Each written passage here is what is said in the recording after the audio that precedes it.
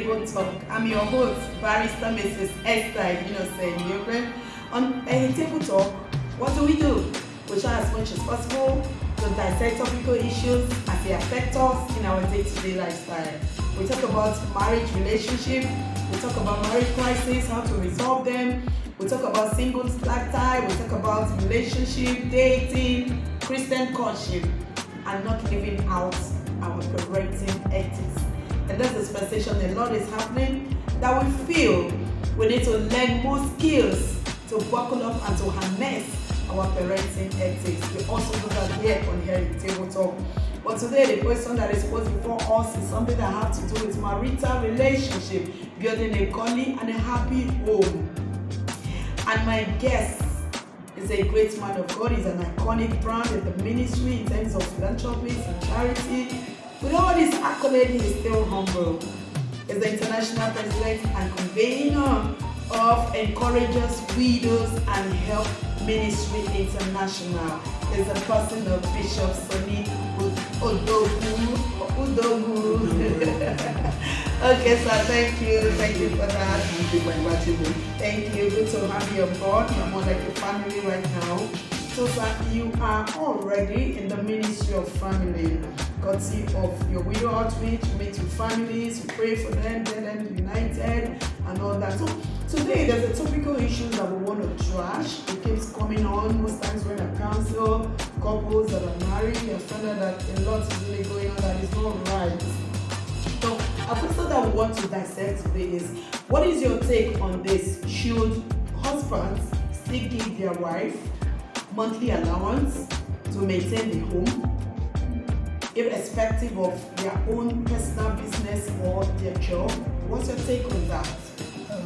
This is a dicing question. Really dicing answer.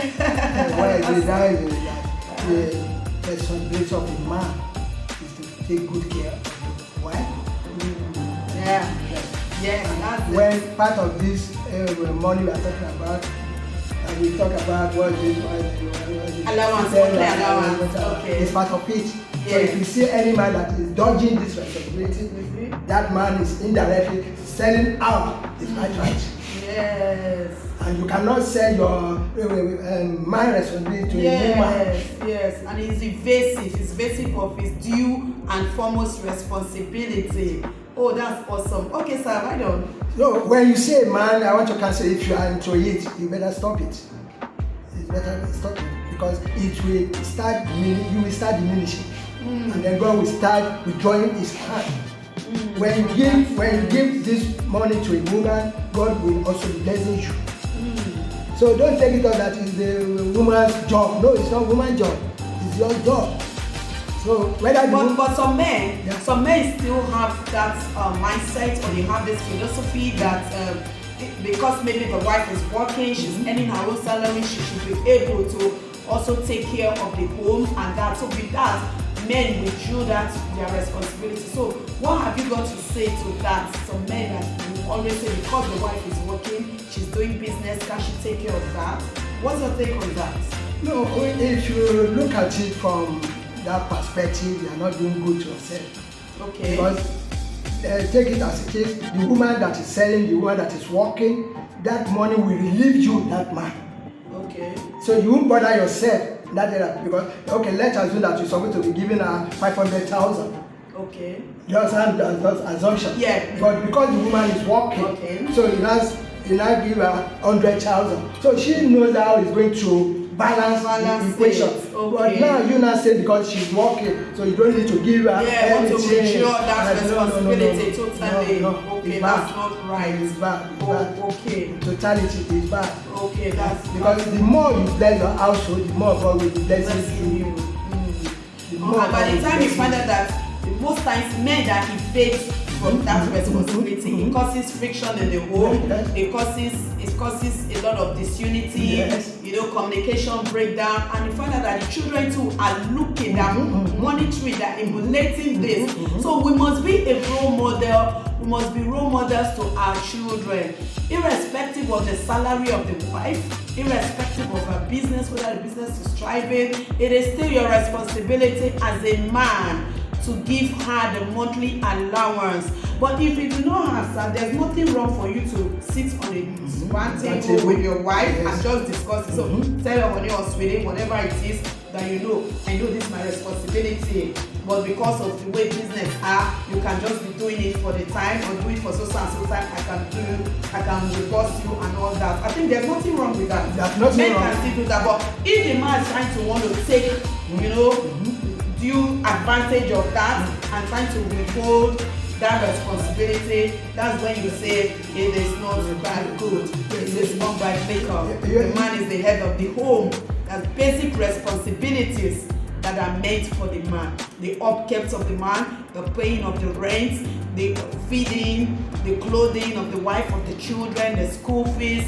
And I think these are the basic responsibilities of the man. Even though the woman is earning her own salary, she can complement. And I know we as women, most times we have the money, we see things that are good for our kids or things that will express the house, the home, to put it beautiful. We buy it. So please, okay, suppose your final take off. My final take off is that if God can please you on that pedestrian, maybe what you people call full housewife.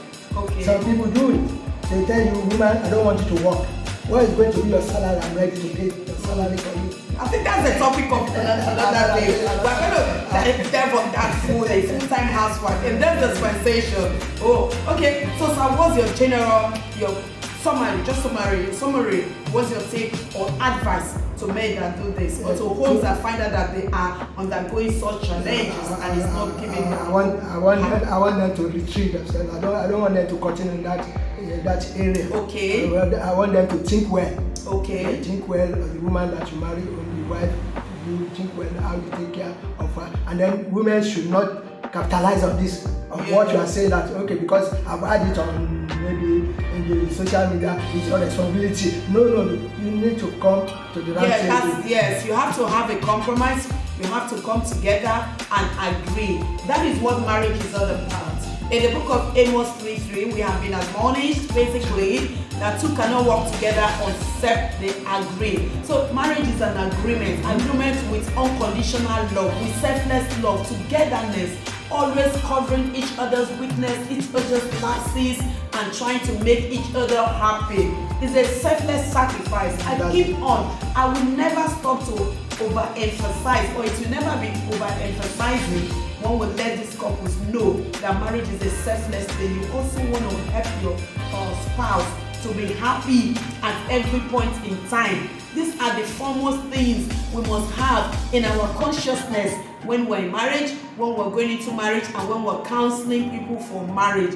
It's a together thing, togetherness, pure love, pure sacrifice with no string attached. All heart happiness for the other person, coming to bring happiness in the home. And sir, it is intentional. Try as much as possible to make it to be intentional. For those that are not yet married, as you are going into marriage, as you are in that courtship, try and discuss it. Make sure you put it on the table slate as one of the things that need to be discussed. Nothing should be trivialized. Because when you trivialize this, you find out that when you go into the marriage, it bounce back and it causes problems.